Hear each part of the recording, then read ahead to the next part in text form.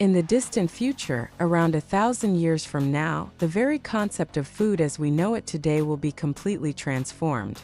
Human beings will no longer eat out of necessity, but out of choice, out of experience, out of memory.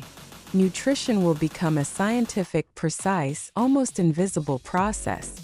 Many people will have biotechnological implants capable of transforming sunlight or air directly into nutrients, erasing hunger in the most radical way possible.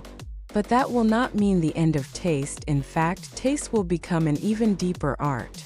People will be able to program their taste buds, choosing to perceive a simple dish as a symphony of flavors, or turning a synthetic meal into a gourmet experience.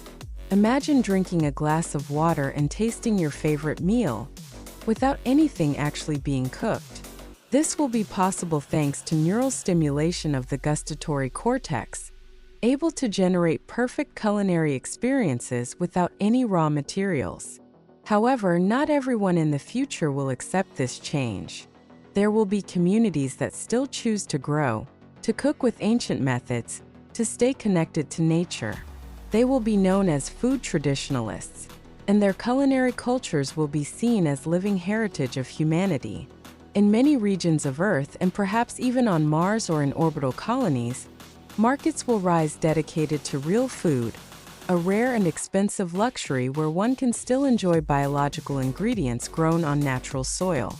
But most of the population will eat in a completely different way.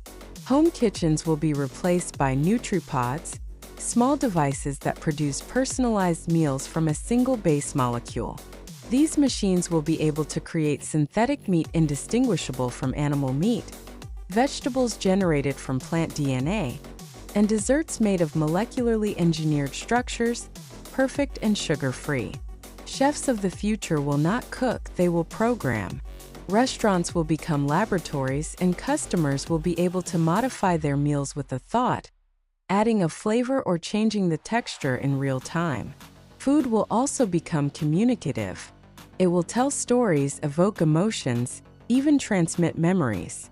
A person could eat a dessert and relive the taste of a moment from childhood, as if being there again. Food will become a universal language, capable of uniting people and cultures through shared sensory experiences. In some futuristic cities, the concept of eating together will not even require physical presence. People will gather in augmented reality, around virtual tables, sharing synchronized gustatory experiences. A meal could be shared by millions of people simultaneously, across the planet or even in space. But the greatest revolution will concern the origin of food itself. Bioengineering labs will create artificial ecosystems capable of generating infinite resources. Oceans will be replaced by synthetic tides rich in proteins, and insects will become the foundation of global nutrition, but completely transformed, with no recognizable form. Human bodies will adapt to new types of nourishment, developing enzymes capable of digesting materials that are now considered inedible. Even water will change. It will be programmed to contain specific nutrients, vitamins, and even mood-regulating substances. Drinking a glass of water could calm you, help you focus, or even induce happiness. The line between food and medicine will disappear entirely. Naturally, this new world of nutrition will also have its shadows. Control over nutrient production will be in the hands of large corporations or governments, and some will rebel against a system that decides what is nutritious and what is not. Some will want to return to real food. Others will search for even more extreme sources of energy, like quantum nutrition, based on subatomic particles providing pure energy. There will also be new eating disorders not linked to the body but to the mind. People will abuse sensory stimulation, losing contact with real taste. For them, sensory detox programs will appear, where people will return to eating simple foods, like bread and water, to retrain the brain to real experiences. Yet, despite everything, the evolution of food will also mean the evolution of the species.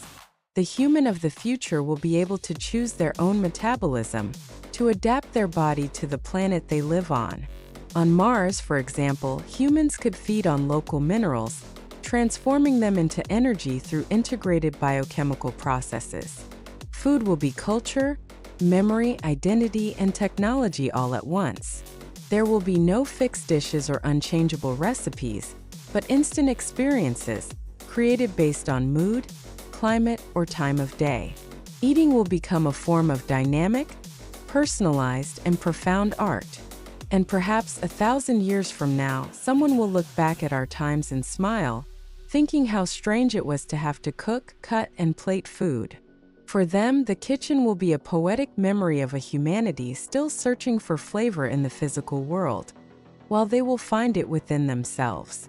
However, even in the farthest future, something ancient and familiar will remain: the desire to share a meal, to laugh around a table, to feel that food unites. And perhaps right there, in the memory of a simple act like breaking bread, will still lie the essence of what it means to be human.